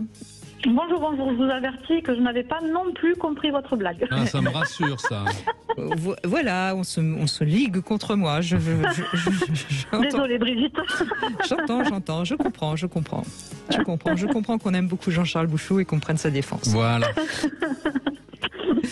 Alors, racontez-nous, vous êtes en couple depuis longtemps, c'est vous, je crois. Oui, 20 ans, donc. Pas mal, oui. Voilà, de mes 18 ans à mes 38 ans aujourd'hui. Donc, effectivement, la fluctuation du désir ponctue une vie comme ça, ou pour moi, la moitié de ma vie passée ensemble. Mais et donc, effectivement, on peut... comment on fait pour faire en sorte que le désir reste... je sais pas, je crois qu'il n'y a pas de recette miracle. Bien sûr qu'il y a des recettes miracles. Il y en a plein de recettes miracles. Attendez, Enola, il y a quand même deux choses qui ont forcément fait baisser un peu votre désir. Il y a d'abord votre propre âge, et il faut quand même le rappeler en règle générale. Encore une fois, il y a toujours des exceptions, mais en règle générale, on a plus de désir, on a une libido plus exacerbée à 20 ans qu'à 40 ans et à 60 ans. Si, c'est... Oui, tout à fait. Bon. Tout à fait. Et ensuite, moi, je l'ai vécu comme ça. Et ensuite, il y a toutes les années que vous avez passées ensemble, ou quelque part, oui, ça use un tout petit peu le désir. Oui. Mais il y a quand même des solutions. Et pour moi, la première solution, c'est justement d'entretenir une bonne sexualité et se surprendre. Oui, se surprendre, oui. Je vous avais déjà entendu parler de ça, effectivement, parce que le fait de se surprendre...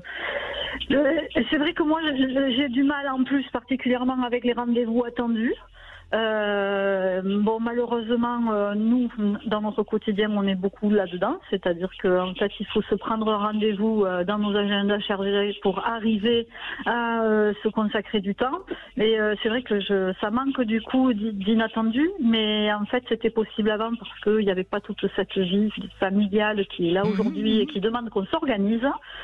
Et moi, je suis quelqu'un dont le désir est émoussé par la surprise. Mais était émoussé. Non, pas émoussé. Était émoustillé par la surprise. Oui, c'est l'inverse. Et effectivement, c'est vrai que les contingences de notre vie fort chargées, je ne sais pas si c'est une mode ou c'est comme ça, mais ça fait que la surprise est difficile à créer. Vous avez une différence d'âge, j'ai cru entendre. Non, pas du tout. Il a 40 ans et moi j'en ai 38. D'accord. Non, pas de différence d'âge. Mais c'est exact que effectivement, avec le temps passant, oui, le désir s'émousse, là c'est le bon mot pour le coup. Mais moi, j'ai tendance, à être une personne qui est, dans le couple, s'il y en a un qui freine, qui a moins envie, c'est plutôt moi, quoi, voilà. Oui, mais ok, c'est compliqué de vous surprendre, mais à ce moment-là, il faut que réellement, dans ces moments de rendez-vous, hein, et moi je suis pas contre le fait qu'on se donne des rendez-vous, il faut qu'ils soient suffisamment fréquents aussi, parce que moins on fait l'amour, moins on va en avoir envie. C'est comme l'appétit. Et puis, dans ces moments de rendez-vous, là, on peut se surprendre. Vous pouvez, à un moment donné, mettre des draps. Ah oui, on va mettre des draps. Je ne sais pas où on va les mettre. Mais... Ah oui. Hein, vous grignotez les pieds. Non, mais voyez, vous pouvez mettre des draps rouge vif. Vous pouvez vous amuser dans ces moments de rendez-vous à ce qu'il y ait des surprises. Et que ce soit des choses, une fois c'est l'un, une fois c'est l'autre. Oui, et puis il existe une thérapie assez magnifique qui s'appelle les vacances.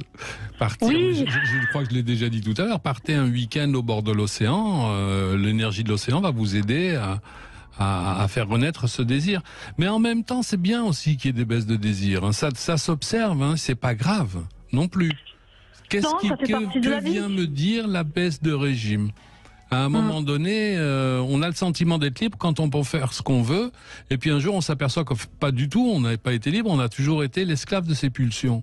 À un moment donné, la libido qui se tranquillise, elle vient nous interroger de ce côté-là. À quoi ça sert, tout ça ? Parce que c'est vrai que c'est assez répétitif aussi.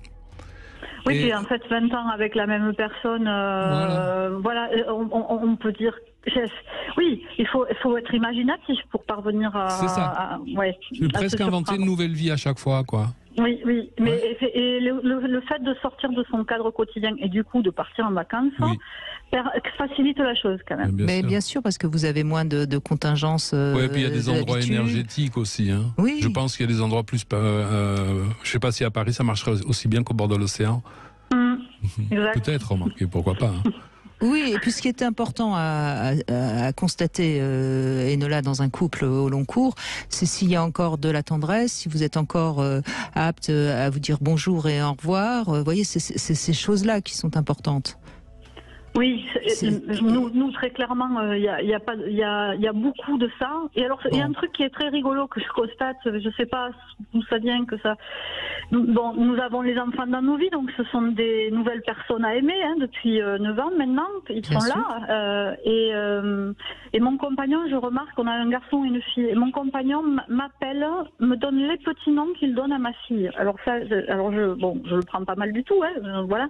Mais quand vous parlez de tendresse, ça m'évoque ça, c'est-à-dire que j'ai l'impression aussi il faut maintenir ces choses qui sont de l'ordre strictement du couple, mais il y a toute cette bulle de relationnel dans laquelle on évolue quand on construit une famille qui est épanouie, heureuse et qui va bien, qui fait que les sentiments qu'on éprouve les uns et pour les autres, ils viennent presque se confondre en fait. Voilà, je sais pas. Alors ça, c'est pas très grave parce que bon, il a beaucoup de tendresse pour sa fille et on peut tout à fait le comprendre. Mais peut-être qu'il faut que vous deveniez un tout petit peu plus sa putain. Je le suis à intervalles réguliers. Et moi, je serais presque à ce qu'il vous trouve d'autres petits surnoms. Qui garde ce surnom-là pour sa fille, c'est très bien. Et puis il va vous trouver un ou deux autres surnoms. D'abord, ça va créer de la surprise, justement. Et ça va l'obliger un petit peu à vous revoir comme une nouvelle femme. On a cherché. Vous tracassez pas, on a cherché les prénoms. Je vais vous dire une petite anecdote croustillante parce que ça, cette histoire des petits noms, je lui ai soumis. Dans nos téléphones, avant c'était Mamour. On s'appelait mutuellement Mamour sur nos noms de téléphone. Alors aujourd'hui, ça a changé. On a cherché longtemps. Mais alors pour moi, je sais pas si vous vous rappelez de Marcel Pagnol et du Pitalugue. Vous vous rappelez de ça ou pas ? Non. Le Pitalugue, c'est un petit bateau, un solitaire, qui dans un des films de Marcel Pagnol, je crois que c'est dans Marius, il y a un monsieur qui coule tout le temps avec son petit Pitalugue. Ce bateau qui s'appelle le Pitalugue, et en fait c'est un petit bateau avec un mât qui coule en permanence. Donc moi je l'appelle Pitalugue. D'accord. C'est un peu phallique même s'il coule ce bateau. Et lui, alors, lui il m'appelle Chataléré. Oui. Ah, ça va. Oui. le personnage de Jonathan Cohen dans les séries. Donc voilà, on a trouvé. Écoutez, sincèrement, moi j'ai vraiment l'impression que votre couple est absolument pas en danger. Vous avez une sexualité beaucoup moins développée qu'il y a 20 ans et il n'y a rien d'anormal à ça. Franchement, ne vous inquiétez pas. Il ne faut pas que ça s'endorme totalement. Mais si vous faites l'amour même que 2 fois par mois, c'est pas, ça va. Il faut pas non plus penser qu'il faut faire l'amour tout le temps. Si ça vous convient tous les deux, c'est ça aussi la question. C'est de cet ordre-là, Brigitte, vous avez raison. C'est à peu près de cet ordre-là. C'est de 2-3 fois par mois. Et sous forme de rendez-vous, parce qu'il faut un peu se l'organiser des fois. Sinon, sinon ce ne serait même pas ça. Mais si c'est de qualité et que ça vous convient à tous les deux, parce que c'est ça l'essentiel, il faut que ça convienne à tous les deux. Sincèrement, vous avez l'absolution. Si vous me la donnez, alors je vous rappellerai dans pas longtemps. Non, mais je plaisante évidemment en disant ça. Mais sincèrement, je crois qu'il faut pas non plus. C'est comme ça, et puis c'est tout. Mais il y a de la tendresse, il y a de la sexualité, tout va bien. Allez, on fait une petite pause et puis on se retrouve dans un instant avec vous, bien sûr. Venez nous parler de votre désir ou de celui de votre compagnon au 0826 300 300. À tout de suite. Et on continue, j'ai un petit souci là avec mon jouet qu'on va tester dans quelques minutes, mais c'est pas grave, on va l'éteindre. On est avec Patricia maintenant. Bonjour Patricia. Oui, bonjour Brigitte, bonjour Jean-Charles. Alors vous êtes célibataire depuis 2020 donc, hein? Oui. Et vous avez plutôt une panne de désir, hein, c'est bien ça? En fait, j'ai entendu, en sortant du travail, j'ai entendu la discussion avec la jeune femme où vous demandiez l'échelle du désir entre 0 et 10. Elle a répondu 9 et moi, dans ma tête, c'était... Ça vous a fait 0. Sursauter. Oui, je me suis dit là, vraiment, il y a un gros écart. Vous auriez donné combien, vous, Patricia? À moi, pour moi, là, c'est 0 en ce moment. 0-0. Oui. Oui. Donc depuis 2020, c'est-à-dire depuis 3 ans? Oui. En fait, ça a été à la suite d'une rupture qui date de 2018. J'ai après eu une relation assez brève avec quelqu'un en 2020, mais ça date réellement depuis 2018. Et avec celui-là, celui que vous avez connu donc et avec qui vous avez rompu en 2018, il y avait une sexualité qui était bonne, qui était épanouissante, hein, c'est ça? Oui, en fait, il a eu une phrase assez blessante et à partir de là, à partir de cette phrase, mon désir pour lui déjà s'est évanoui, on va dire, et j'ai rompu. Et après, plus envie d'être avec quelqu'un, plus envie de... C'était quoi cette phrase? En fait, pendant notre relation, j'avais pris un peu de poids, j'avais pris 5 kilos. Et donc, il m'a fait une réflexion sur le fait que je m'étais épaissie. D'accord. Et j'avoue que je l'ai assez mal pris. Mais voilà. Oui, mais ça vous a blessé et on sait à quel point une femme a besoin de sentir que son corps est désirable. Oui, c'est ça. Pourquoi est-ce qu'il vous a dit ça? Ça voulait justifier quoi? Est-ce que lui, par exemple, avait déjà une baisse de désir à ce moment-là, qu'il aurait pu justifier par le fait que vous seriez épaissi? Il me semble, dans mon souvenir, non, il me semble pas. Okay. En plus, après notre séparation, je lui ai dit pourquoi j'étais partie. Il m'a dit mais non, mais pas du tout. J'ai dit ça comme ça. Ce qui est fort possible, hein, Patricia, parce que c'est assez rare qu'un homme soit gêné par sa compagne qui a pris 5 kilos. Hein. Peut-être, Non, mais c'est ce que vous avez... Encore une fois, c'est votre vérité, vous l'avez ressenti et ça vous a terriblement blessé. Vous avez beaucoup souffert de cette rupture? Alors en fait, c'est une personne avec qui j'étais sortie 10 ans auparavant, pendant 4 ans, c'était une relation qu'on reprenait. Non, c'est pas cette rupture qui m'a fait le plus de mal dans ma vie amoureuse, on va dire. Et ça n'a fait que rajouter, en fait... Vous aimez pas votre corps? Disons qu'effectivement, j'ai un peu grossi et que oui, c'est un peu difficile, oui. Mais je commence à faire des efforts et à m'accepter maintenant. Au bout de quelques années. Mais vous aviez pris 5 kilos, c'est pas la mer à boire, mais ça vous avez déjà eu, quand vous étiez plus jeune, des réflexions, parce que vous aviez déjà eu des problèmes de poids. Est-ce que ça a réveillé quelque chose, en quelque sorte? Non, je pense que ça a réveillé, en fait, ça réveille. J'ai des parents qui sont... qui était axée sur mon père est décédé, mais c'est vraiment la minceur, une phobie des gros, on va dire, hein, sans être. D'accord. Je veux pas être déplacée, hein, moi je pense pas du tout ça, mais je parle au nom de mon père et ma mère aussi, hein, enfin. Dans une famille où le fait de grossir, c'est un laisser-aller ou c'est un manque d'hygiène de vie. Enfin, c'est pas bien. Voilà. C'est pas bien. C'est pas bien. Donc, dans ma tête, je sais que voilà, ça fait référence à ça. On peut penser que vous avez une angoisse de rejet. Oui. Voilà, c'est ça. Hein. Oui. Donc il y a eu cette angoisse de rejet ou d'abandon quand vous étiez enfant dans le discours de vos parents. Attention, si tu grossis, qu'est-ce qu'ils vont faire de moi si je grossis, ils vont me rejeter. Et à ce moment-là, cette phrase, elle est venue valider, si vous voulez, un discours que vous aviez déjà entendu quand vous étiez enfant.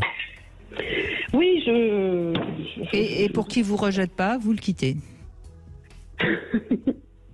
Oui, mais en fait, ça a été plus fort que ça. C'est que d'un coup, j'ai vraiment plus envie de lui, quoi. Mmh. Oui, mais ça, vous savez, Patricia, quand on a une blessure qui est réactivée à ce point-là, c'est une sorte de survie. Hein. Bien sûr, parce que la phrase qui pour lui est anodine, en tout cas c'est ce qu'il vous en a dit, pour vous ça veut dire je vais te rejeter et je risque de t'abandonner à tout moment.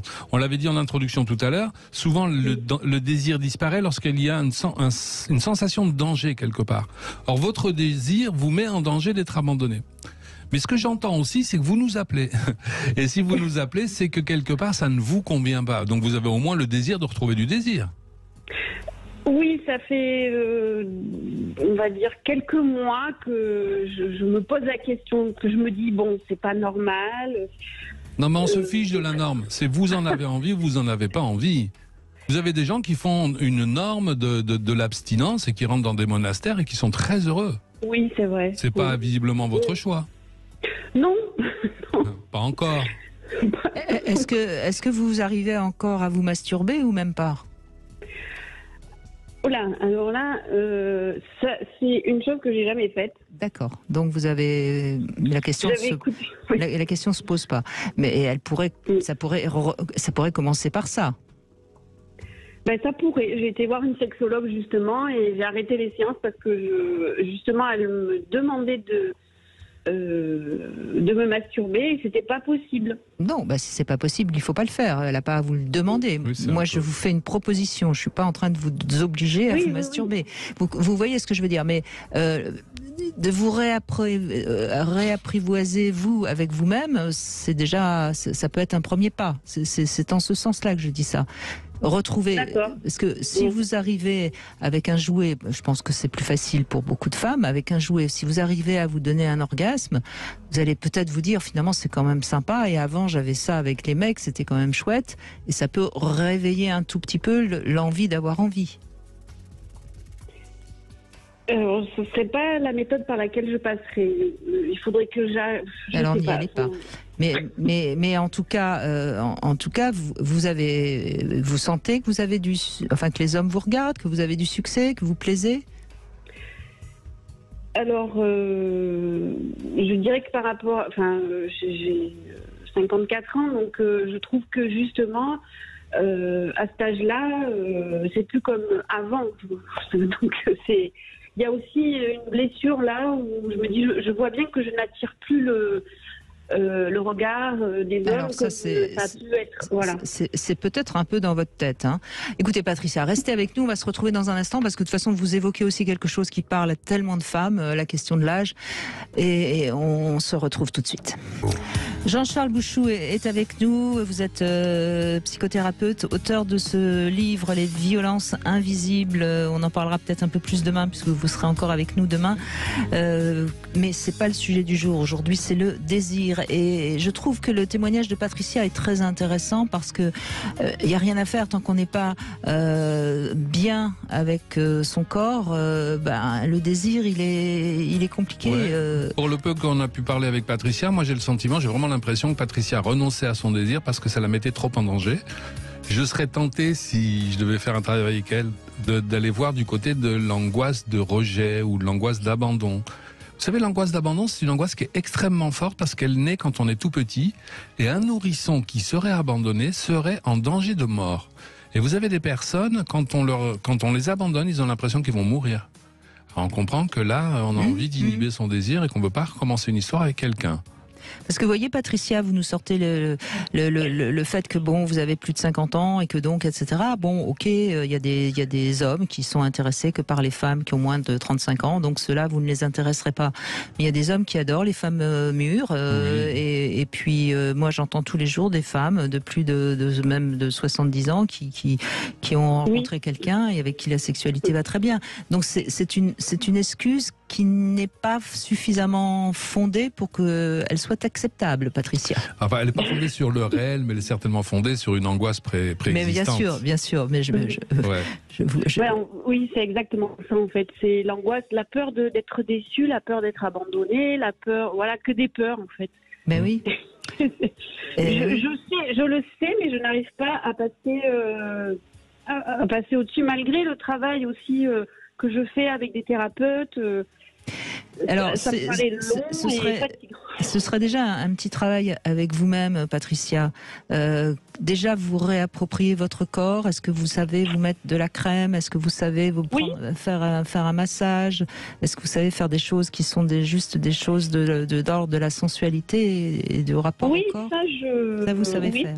Oui. Bon, est-ce que vous savez vous donner du plaisir autre que, je parle pas de masturbation, je pense, vous autorisez à vous prendre un petit cocktail rien que pour vous acheter un petit vêtement qui vous plaît, est-ce que vous savez vous accorder tout ça? Donc c'est vraiment la peur de la rencontre à l'autre. Oui.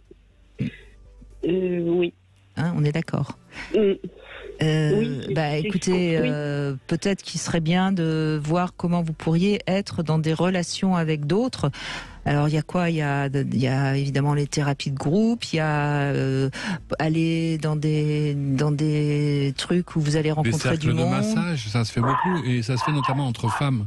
Et peut-être qu'entre femmes on est moins en danger que lorsqu'il y a des hommes qui partagent cette activité. Mais voyez, il faut vous remettre dans le circuit, hein, si je puis dire. Oui. Pour l'instant, je commence à y réfléchir, à y penser. Oui, j'espère que. Pourquoi pas aller avec des cours de danse, par exemple, enfin Alors, j'ai prévu ça avec une collègue de travail là. Ça devrait se faire. Voilà, on devrait aller. Effectivement, c'est parce que j'aime beaucoup la danse, donc. Ça peut être et j'ai trouvé une personne qui est disponible pour ça. Donc là, ça pourrait être. Et alors, moi, je vais vous donner un ordre. Hein. C'est pas de vous masturber. c'est que vous allez un peu plus dans la vie de tous les jours. Hein. Vous allez un peu plus croiser le regard des hommes et au moins une fois par jour, vous allez sourire à l'un d'eux. Ah, ça va être dur. Non, mais c'est vrai que non, c'est pas la question de sourire parce que je pense plutôt ouverte. C'est la question de, pour moi, c'est plutôt l'homme qui doit faire le premier pas. Donc si je vois qu'il n'y a pas je préfère ne pas me mettre en. Oui, mais à mon avis, vu ce que vous nous avez raconté, il n'y en a pas beaucoup qui risquent de faire le premier pas. Hein. Et puis on peut faire un sourire sans que ce soit un premier pas. Simplement sourire à quelqu'un comme ça, quoi. Oui, ça c'est vrai. Hein vous pouvez, bien sûr. Vous pouvez faire un sourire. Okay. Ça peut être un commerçant chez qui vous avez acheté quelque chose et puis vous le regardez droit dans les yeux, vous lui faites un grand sourire. Voilà, hein, c'est juste pour que vous puissiez retrouver votre pouvoir de séduction. C'est pour ça que je vous impose ce petit exercice quotidien, une fois par jour au moins.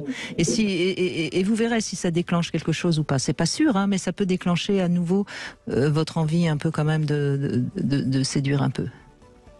Mais l'envie de séduire, en fait, elle est toujours là. Enfin, mais c'est le faire, en fait, le passer à l'acte, voilà. Vous voulez dire que vous avez eu des hommes récemment qui vous ont, qui vous avez senti que vous leur plaisiez, avec qui vous auriez pu aller plus loin et vous y avez pas été. C'est ça que vous voulez dire? Ben après cette séparation, oui, j'ai été avec quelqu'un pendant 2 mois, mais non, mais récemment, j'entends. Je parle. Et récemment, oui, oui. Mais vous n'avez pas voulu y aller, hein? Non. Ouais. Trop. Je sais pas trop. Écoutez, de toute façon, on en a parlé. Oui. Voilà, vous avez fait un premier pas en nous appelant. Vous allez faire un deuxième pas en allant faire un sourire à votre marchand. Oui. Et puis on verra comment ça évolue. Et puis vous en avez envie au fond. Il y a quelque chose quand même au fond donc il faut que l'envie devienne plus forte que la peur. Ben oui, c'est ça. Mais c'est vrai qu'en faisant un premier pas là comme ça, de parler et de me dire que d'essayer de faire ce que vous me dites, sourire, pour provoquer peut-être le regard de l'autre, ça je peux envisager de le faire. Ben, il faut le faire. Et puis peut-être aussi que grâce à Jean-Charles Bouchou, il a mis un mot bien précis sur cette phrase qu'a dit cette personne. Donc ça va faire son chemin aussi. Vous allez vous rendre compte que c'était blessant, ça a touché quelque chose de profond chez vous et c'est ça qu'il faut aller réparer. Hein. Mais la blessure existait avant la phrase. Lui, il a réveillé la blessure. Oui, c'est pas... Oui. Ouais. Mais comprendre aussi une chose, c'est que quand on est abandonné, c'est toujours une bonne nouvelle. Et oui, quand on y réfléchit. Parce que la personne qui nous a abandonnés, ça aurait été bien dommage qu'elle reste. Donc avoir peur de l'abandon, non, c'est un tri l'abandon. Il faut laisser partir les gens. Et comme ça, de nouvelles énergies viennent vers nous. Et c'est plutôt une bonne nouvelle, là encore. Ah oui, alors là, je l'avais pas vu. Comme ça. Rassurez-vous, il faut un peu travailler pour le voir comme ça. Oui. mais c'est vrai quelque part. Ah oui. Parce que ça veut dire que la personne ne nous accepte pas tel qu'on est. C'est ça. Donc s'il ne nous accepte pas tel qu'on est, autant qu'il s'en aille, et puis il y en a un autre qui nous acceptera tel qu'on est. Puis c'est charmant, les formes chez une femme, enfin. Non, mais vraiment, on vit sous la dictature de choses qui nous correspondent à peu d'entre nous en plus. Hein. Bon, je suppose qu'il y a des gens qui aiment bien les maigrichonnes, mais... jouer aux osselets, c'est pas ce que préfèrent les hommes. Hein. Ils aiment bien en avoir plein les mains. Hein. Je suis bien d'accord avec vous. Donc voilà, un peu de forme, c'est sympa. Hein. Oui, moi je suis assez d'accord maintenant avec... vu que j'ai grossi, c'est sûr, mais... je pense que mon ex c'est quand même quelqu'un qui est faut une beauté bien spécifique et tout aussi, voilà. Allez, c'est votre ex, on n'en parle plus. Voilà, c'est ça. Hein. Merci en tout cas de nous avoir appelés, Patricia. Merci à vous. Merci à vous en tout cas pour vos conseils. Voilà. Et puis on ne sait jamais, si vous avez envie, vous serez toujours apte à peut-être tester un jouet intime. En tout cas, c'est ce qu'a fait Ophélie qui est avec nous. Bonjour Ophélie. Oui, bonjour Brigitte. Contente d'être avec vous. Merci de m'accueillir dans votre émission pour témoigner. Alors, ce vibromasseur.g, c'est de la marque Pillow Talk. On le retrouve sur l'enseigne ruedesplaisirs.com. Alors, c'est en effet un spécial .g parce qu'il est recourbé et donc le gros gland, si je puis dire, a pour motif de titiller le fameux .g, point qui n'est pas vraiment un point d'ailleurs, mais ça, c'est pas le sujet du jour. Alors, il est turquoise, très jolie turquoise, voilà. Et puis, allez-y, dites-moi ce que vous en pensez. Voilà. Alors moi, ce que je trouve très bien, c'est sa taille en réalité, et je trouve que pour l'anatomie d'une femme, il est vraiment très bien fait. En plus, il est joli. Il y a un strass au niveau du bouton pour actionner les vibrations. Il est très beau, c'est vrai, très design. Voilà, design, il est léger. Il y a c'est très pratique en réalité, c'est assez discret. Et écoutez, pour une fois, Brigitte, parce que j'en ai plusieurs, moi, de vibromasseurs, et je peux vous dire que ce qui m'a énormément plu, c'est que pour une fois, les vibrations ne sont pas trop fortes. C'est-à-dire que la première vitesse, elle est vraiment impeccable, et ça permet vraiment d'y aller en douceur. Donc moi j'ai bien apprécié ça. Après pour l'aspect point G entre guillemets, j'ai pas eu l'effet escompté, mais cela dit, ce que je trouve pas mal, c'est que il est pratique et en réalité on peut l'utiliser pour plusieurs usages. Et donc je le trouve voilà, c'est mon préféré en tout cas. La seule chose que je pourrais dire, c'est que au niveau des vitesses, effectivement, pour actionner, c'est pas évident. Il faut comprendre comment ça fonctionne, mais une fois qu'on a compris, oui, parce qu'il y a un seul bouton, non? Il y a plusieurs boutons? Oui, il y a juste un bouton. Après, il se branche sur secteur. Il n'est pas connecté au téléphone. Mais il y en a qui sont connectés. Ça peut être pas mal. S'il était connecté, on va dire, et que en plus, au niveau des boutons, ce soit plus clair. Voilà, c'est le petit bémol. Mais sinon, au niveau de la taille, de l'anatomie, enfin, il respecte bien l'anatomie, je trouve, et également la texture. Mais je trouve que la texture est particulièrement agréable et douce, et en plus il est un peu flexible, il n'est pas rigide. Oui. Donc c'est ça qui est agréable. Voilà. Oui, mais moi je pense c'est un beau produit. Je suis d'accord avec vous. Et puis c'est vrai qu'il est très joli. Voilà. Bon, écoutez. Féminin, c'est pratique. On peut l'emmener. Il vient avec une petite pochette. La boîte est assez jolie aussi, d'ailleurs. Oui. Voilà, la boîte est jolie et surtout il y a une petite pochette de voyage qui est discrète et voilà, et c'est super. Moi, j'ai bien apprécié en tout cas, et ça fait partie de celui que je préfère. Bon. Exactement. Eh bien, je suppose que la note va être bonne alors. Oui, je vais mettre un 9 parce que à cause du bouton là, voilà, c'est tout. Pour l'actionner, c'est un peu compliqué. On peut se retrouver sur une vitesse un peu trop forte. Un peu trop forte. Oui. Ça doit être ça, parce que quand je l'ai branché, en effet, c'était un peu fort. J'ai dû appuyer trop longtemps.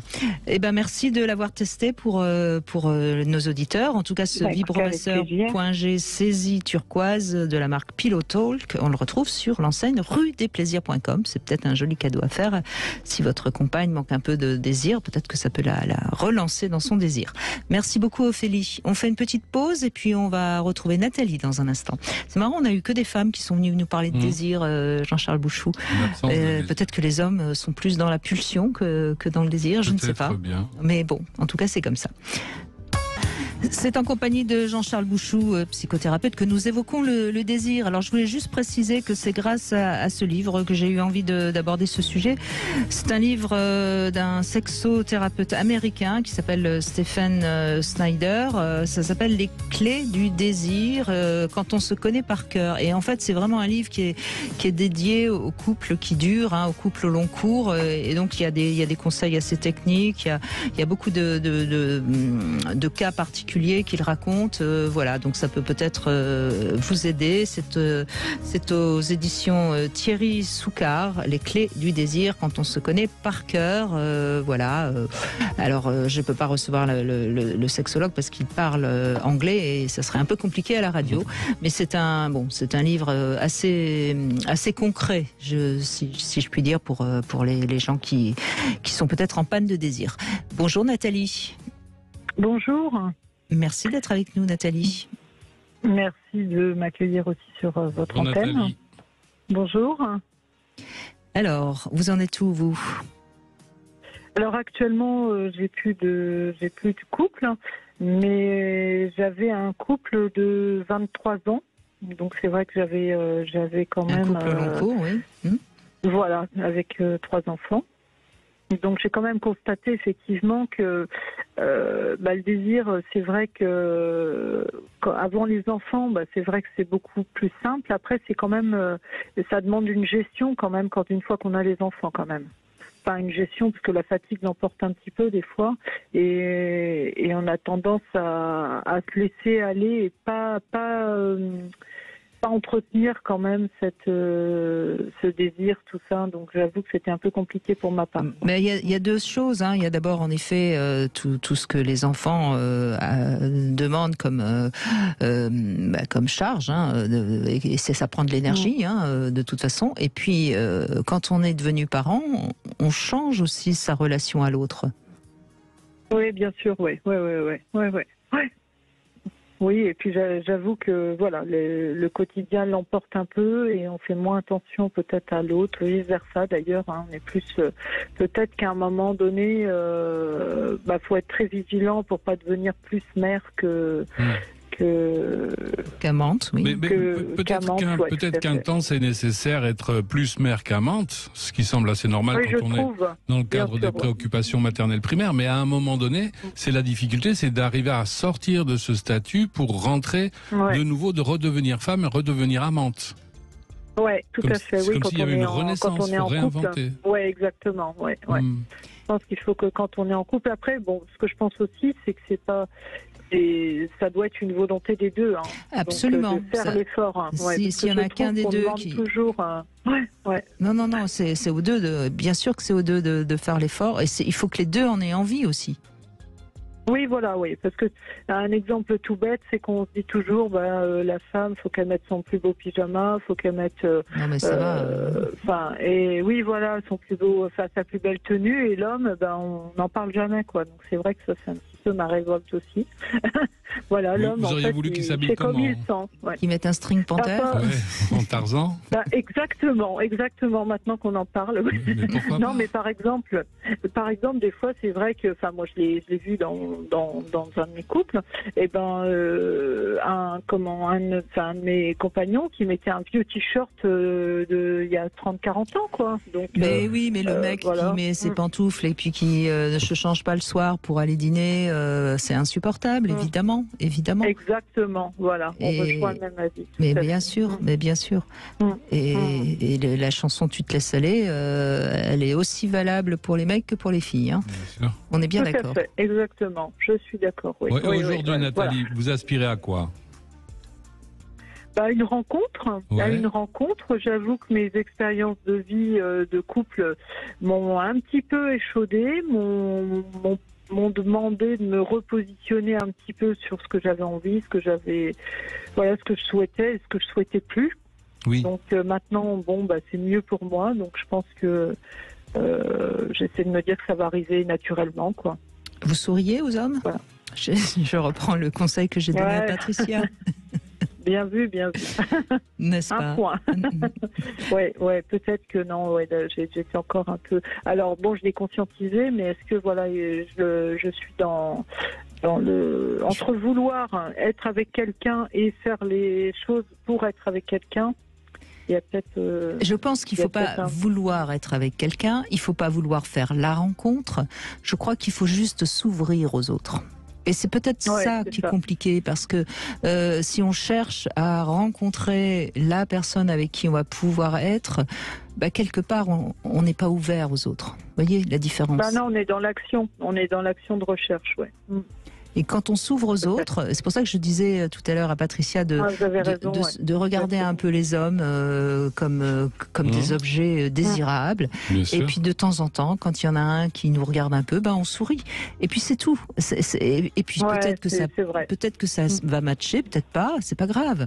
Mais surtout aujourd'hui, une femme qui sourit à un homme, ça va, quoi. Hein, c'est plus l'époque où il fallait baisser les yeux et jeter son mouchoir. Et cette démarche-là, vous voyez, ça nous ouvre aux hommes. Et puis il faut prendre du plaisir à se préparer. Moi, je dis souvent, les sous-vêtements, c'est d'abord pour nous qu'il faut les mettre. Parce que si on les met, ça c'est bien, parce que ça veut dire que quelque part, vous êtes déjà prête à ce qu'on les voit, ces sous-vêtements. Ouais. Mais effectivement, sourire aux autres et s'ouvrir aux autres, oui. C'est peut-être ça qui me manquait, oui, effectivement. Et c'est à chaque instant, vous voyez. Ouais, exactement, ouais. Ouais, j'ai bien entendu et oui, ça a bien fait écho en moi, oui, effectivement, ouais. Effectivement, Ça me parle beaucoup, ouais, ce que vous me dites. Ouais. Autant j'étais dans l'envie effectivement de rencontrer quelqu'un, mais je n'étais pas ouverte à l'extérieur, tout ça, sans parler d'hommes. Mais oui, encore. Parce que rencontrer quelqu'un, c'est les hasards. Enfin, moi je ne crois pas trop au hasard, mais je crois qu'on. Mais si on est dans l'espoir de rencontrer quelqu'un et qu'il faut que ce soit ce quelqu'un, déjà on n'est pas ouvert justement à toutes les possibilités. Vrai, et parfois, vous allez peut-être avoir 2-3 personnes, 2-3 hommes que vous allez rencontrer, avec qui vous allez peut-être prendre un verre, et puis ça vous sentirez que ça vaut pas la peine d'aller plus loin, parce que vous avez maintenant de l'expérience, vous savez ce que vous voulez, comme vous l'avez dit. Mais c'est pas grave, vous aurez au moins été à nouveau en relation avec l'autre. Oui, c'est important ça, l'expérience que nous l'amène, c'est que maintenant on sait ce qu'on veut et on sait surtout ce qu'on ne veut pas. Alors que c'est vrai que quand on démarre dans la vie, on ne sait pas vraiment de quoi on a besoin. C'est l'expérience qui nous le dira. Oui, c'est vrai, oui. Et c'est vrai que s'ouvrir aux autres, effectivement, même on voit même dans le sens contraire, quand quelqu'un est ouvert. Et c'est comment dire, c'est nettement plus agréable, quoi. C'est sûr. Oui, mais on a envie déjà de discuter sans savoir ce qui va arriver derrière, effectivement. Mais on a envie de discuter, effectivement. Voilà, écoutez Nathalie, merci de nous avoir appelé. Merci beaucoup à vous en tous les cas. Mais non, c'est nous, c'est nous. Alors le désir, je crois qu'on en a dit pas mal de choses. On en a beaucoup parlé, oui. Jean-Charles, il faut pas en être esclave non plus. Non. C'est ce que vous l'avez senti, je voulais faire passer ce message au départ, oui, parce qu'on a l'impression que quand on est libre, c'est quand on peut satisfaire ses désirs, et un jour on se rend compte qu'on est peut-être bien esclave de nos désirs, et c'est intéressant, et c'est Freud l'avait déjà dit, de toute façon, nous nous sommes construits au cours de nos 6 premières années de vie, et quelle est la première chose la plus importante, après avoir respiré, c'est téter, boire, manger, et puis ensuite il y a cette libido qui s'impose à nous, alors on a besoin d'être reconnu, on a besoin d'être suffisamment aimé, suffisamment aimable, et puis viendra cette sexualité un petit peu plus tard. Mais nous fonctionnons aujourd'hui, tout à l'heure je l'ai évoqué avec l'angoisse d'abandon. L'angoisse d'abandon, c'est une angoisse d'un enfant d'entre 1 et 4-5 ans. Vous voyez ? Alors qu'aujourd'hui, si je réfléchis bien, quelqu'un m'abandonne, c'est la meilleure des nouvelles, quoi. Il fallait surtout pas que cette personne reste là. Donc on voit qu'il y a quand même un monde entre et pareil pour tous les désirs. Faire un jeûne, c'est intéressant aussi. S'arrêter de manger. Un jeûne. Se faire un petit jeûne, c'est pas mal non plus. Excusez-moi. C'était pas ce que je voulais dire. J'avais bien compris. Oui, mais se faire un jeûne, oui, pourquoi pas, mais pourquoi pas aussi un grand gueulleton, enfin, je veux dire, qu'importe, quoi. Parce que, mais le jeûne, il nous montre quelque chose. C'est pas pour rien que la plupart des religions, normalement, dans le temps, l'imposaient. C'est-à-dire, au cours du jeûne, on se rend compte de notre finitude, on a la chance de pouvoir se rendre compte à quel point nous sommes conditionnés par nos désirs. Donc sortir du conditionnement, c'est pas mal. Et puis ensuite revenir vers ses désirs, mais plus... Et d'ailleurs, c'est un conseil qu'on pourrait donner à certains couples, c'est de décider, par exemple, pendant 1 mois qu'il n'y aura pas de relation sexuelle. Et en effet, 1 mois après, la relation sexuelle sera forcément assez explosive, parce que justement... il y aura eu ce manque. Ouais, elle sera même peut-être très différente, en fait. Peut-être qu'on va se redécouvrir, peut-être qu'on va s'autoriser juste une petite caresse, un baiser, qu'on s'était empêché pendant 1 mois. Ouais, c'est le principe du jeûne, ça existait dans les religions, mais le problème des religions, c'est qu'ils ont voulu, pour beaucoup, nous asservir. Donc on a rejeté les principes religieux, et c'est dommage, parce que c'était pas mal, en fin de compte. Il y a le religieux, puisque c'est la différence entre la religion et le religieux. Le religieux, on en a besoin. L'être humain qui ne donne aucun sens à sa vie, et aujourd'hui, on en a beaucoup qui s'accrochent et si le sens qu'on donne à notre vie se limite à boire, bouffer, baiser, voire commander ou gagner du fric, et c'est la crise. Nous sommes en crise. Nous sommes en crise de religieux. Nous sommes en crise de tout. C'est-à-dire que certains veulent se remplir et jamais rien donner. Certains... Non, c'est bon. Revenons... Emmanuel Macron, il faudrait qu'il fasse un petit jeûne. Pas qu'il se fasse un petit jeûne, ça je crois que c'est déjà fait. Bon, ça je n'irai pas jusque-là. Bon, en tout cas, Jean-Charles Bouchou, je rappelle aussi que vous formez des personnes, donc c'est des ateliers d'écriture pour les victimes de violences psychologiques. Vous pouvez nous en dire un tout petit peu plus ? Bien sûr, oui. Les personnes qui ont vécu des violences psychologiques ont besoin de parler, elles ont besoin de le dire, et c'est bien d'organiser des ateliers d'écriture où les gens vont pouvoir se retrouver, discuter entre eux, et puis se retrouver seuls face à leur feuille de papier. Moi, j'ai créé une formation. Alors c'est à l'intention des thérapeutes, mais ça peut être aussi les personnes qui sont passionnées par l'écriture, parce que un atelier d'écriture est très thérapeutique, mais ça n'est pas non plus une thérapie. Donc si parmi les auditeurs, il y a des personnes qui aimeraient en savoir plus, qu'ils n'hésitent pas à rentrer en contact avec moi. Absolument. Atelier d'écriture à l'intention des victimes de violences psychologiques. Et on en a besoin. Vraiment, on en a besoin. Et demain, justement, on reviendra un peu sur ce sujet, sur les violences, mais on verra plutôt comment on peut se respecter dans la relation, et ce sera également avec vous, Jean-Charles Bouchot, puisque vous restez sur Paris pendant 2 jours. Tout de suite, vous retrouvez C'est votre avenir, et puis moi je vous souhaite d'avoir beaucoup de désir de vivre, parce que je l'ai dit en début d'émission et je voudrais conclure là-dessus, c'est notre moteur quand même, le désir.